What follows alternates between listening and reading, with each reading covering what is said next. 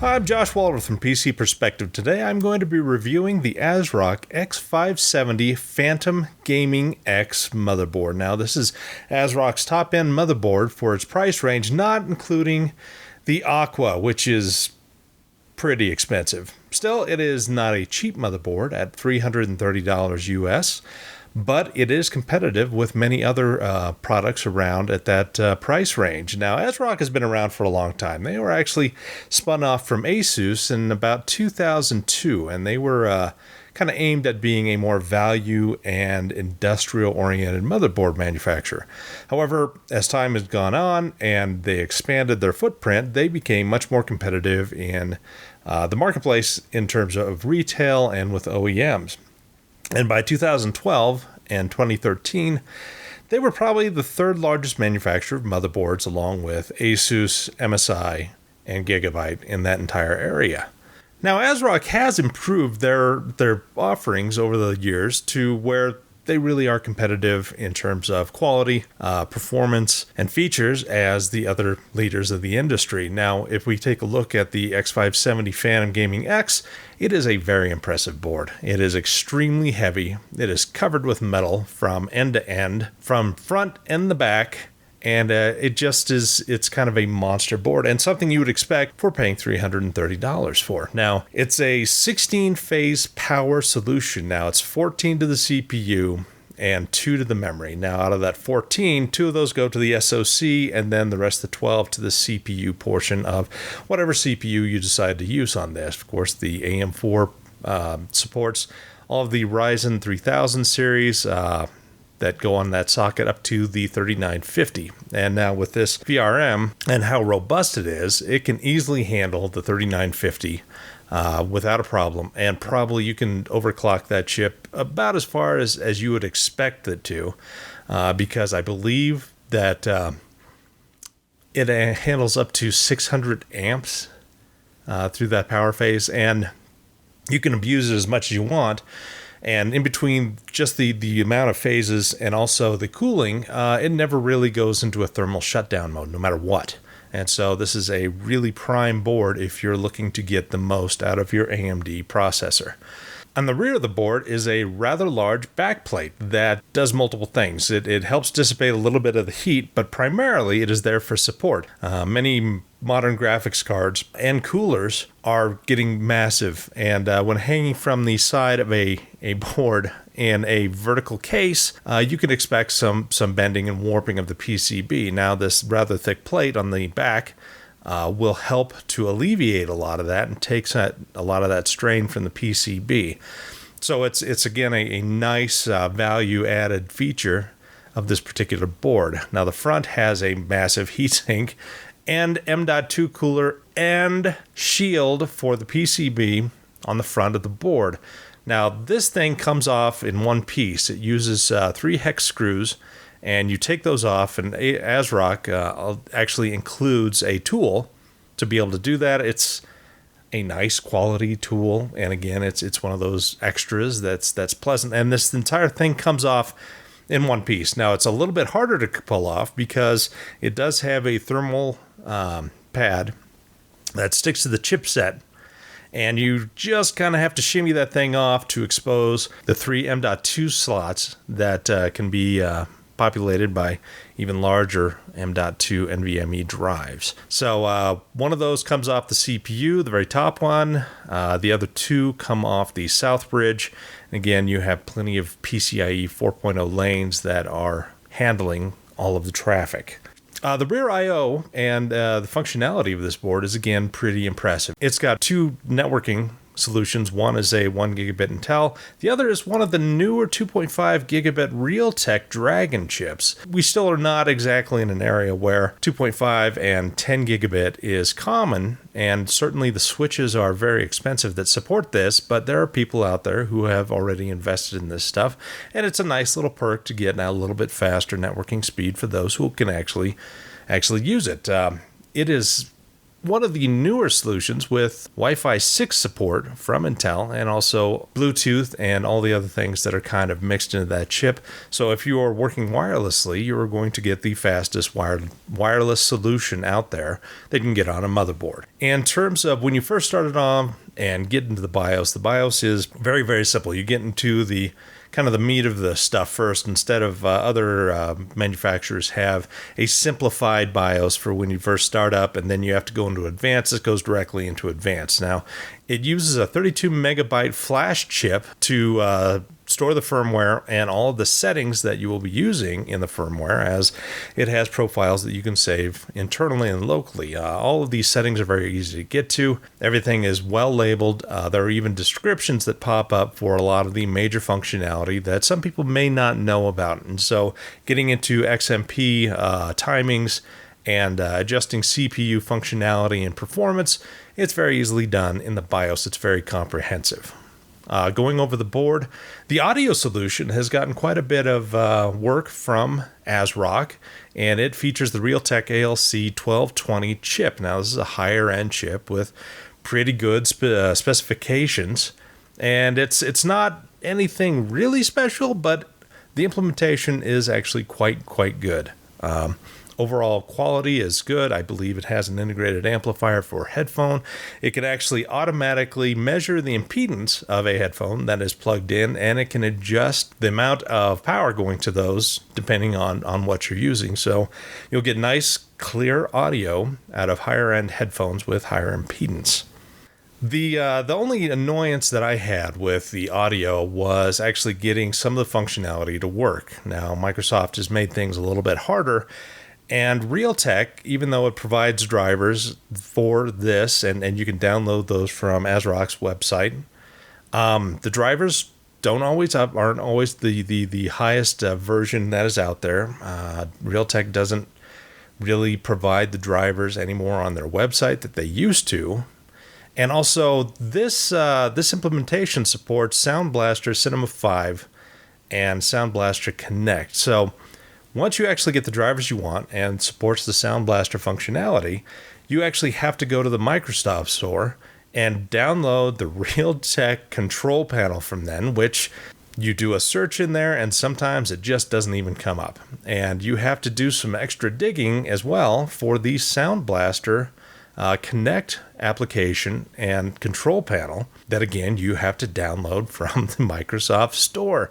This is an annoyance to me. I wish I could just get my software from one place, but that is not to be. But once you get everything up and running, you have a pretty good amount of control over the audio functionality. And again, it is a audio product that works really, really well.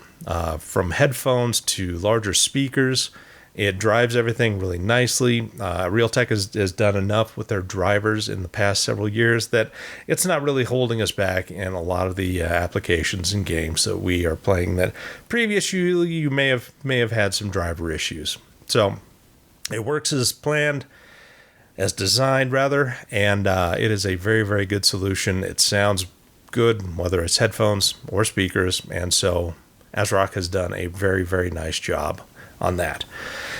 In terms of performance, it is a pretty good performing motherboard. I compared it against a previous X470 board, the MSI Gaming M7, I believe it was, which was one of the higher end solutions for the X470 series. And both were updated to the very latest BIOSes and latest GISA that AMD is providing. Both utilize the R5 3600X CPU, and so everything was even there. And overall performance, they traded blows, with the ASRock coming out ahead a little bit more in some applications, especially those that will utilize memory. In terms of pure memory performance, it seems to offer a slightly lower latency as well as more bandwidth than the older X470 solution, with the updated BIOS and the latest version of AGISA. So ASRock has done very, very nicely with this product in terms of what it can add to the AMD Ryzen CPU. We can't really forget RGB. It's very hard to forget RGB. RGB is in everything. And so ASRock puts its own version of RGB on this board throughout. It is not an overwhelmingly bright solution, so it's not terribly obnoxious. But again, it is programmable. It's got the headings that you can add more LED lighting throughout your case, rather the headers. And it's been a very, very, it's a good looking board. It's not extremely over the top. But at the same time, it's not a blacked out edition of, say, like that MSI solution. So in terms of those things, it is very well apportioned out. It has the troubleshooting header down below that will give you an error code. It also has the start and reset buttons that are very popular with those people who use these in open test benches. Overall, this is a pretty significant board. It has the USB-C header on the motherboard so that the newer cases that support that functionality can utilize that with a simple plug. It's got 8 SATA ports. So if you're looking for a solution that you need a lot of storage, then this is a very good product for that. Now, I believe that if you start populating some of the M.2, I think more than 2, it cuts out 2 of these SATA ports. But again, you'll need to kind of consult the manual and see what your best solution is for your storage needs. The configuration I used utilized 2 NVMe drives. One was the Sabrent PCIe 4.0 1 terabyte version that I used for testing to see what kind of differences we would see in between PCIe 3 on the X470 as well as the newer PCIe 4.0 on the X570. The other drive was the Intel 660p 2 terabyte version that I used for storage of games and benchmarks to allow us to run a little bit quicker. In terms of power consumption, the 570 Phantom Gaming X was very competitive with the older generation gaming M7 from MSI. Many people would expect the X570 boards to pull a little bit more power just because the chipset itself is about double the TDP of what we previously had with the X470. This really didn't turn out to be the case. In most usage scenarios, the X570 was only a couple of watts higher in terms of overall usage at the wall than the previous X470, which was considered a very, very efficient board for the time. Now, overclocking, this thing is a bit of a beast. The VRMs are going to be not holding back any of these CPUs. The problem is that the Ryzen CPUs are already pretty decked out in terms of what they can do. Now, some people have experienced all core speeds up to 4.5 gigahertz on certain samples that could previously only go to about 4.4 gigahertz with this board. And again, it's because of the clean, very powerful VRM design that they used on this board. It's just probably able to push a lot of these CPUs a little bit higher than the others. But again, in terms of overclocking, the Ryzen 3000 series is certainly not great. You're not going to experience all core speeds up to 5 gigahertz unless you've got some serious LN2. Now, this is probably a board that would be great for LN2 because even under that kind of overclocking, I'm doubting that a chip is going to be able to pull 600 amps. So, this is really overall, it's probably one of the nicest boards I've ever worked with. I mean, it is super solid. It is well built. The component selection is outstanding. I mean, it's the highest quality capacitors, chokes, and FETs that you could possibly get. And they have integrated it all on the board, and they're doing it for a price that is less than most of their competitors' flagship series in the $300 to $400 range. This, of course, does not count the $600 monsters that everybody seems to have. But that's just not the reality of the majority of users out there.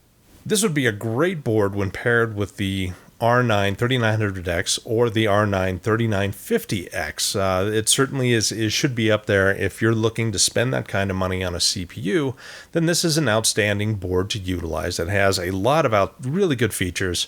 It's got Wi-Fi 6. It's got the 2 Ethernet ports, the 2.5G support. It's got 3 M.2 that are full PCIe 4.0 speeds, one of which, again, goes to the CPU directly.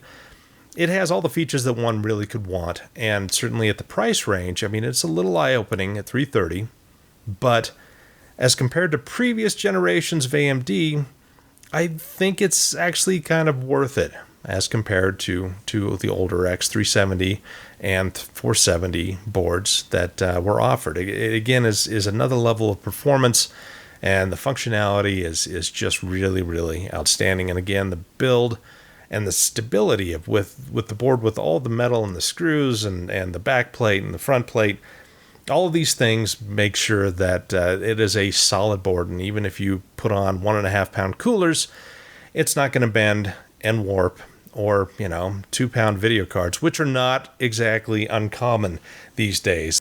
So in closing, the ASRock X570 Phantom Gaming X is really a very, very good motherboard that is well worth the cost. I am giving it the Editor's Choice Award because of the amount of features that it throws onto a single board, the quality of it, the construction, the design. Everything is really outstanding with it, and I couldn't think of a board I would rather work with. So thank you for watching our review, and we will see you soon.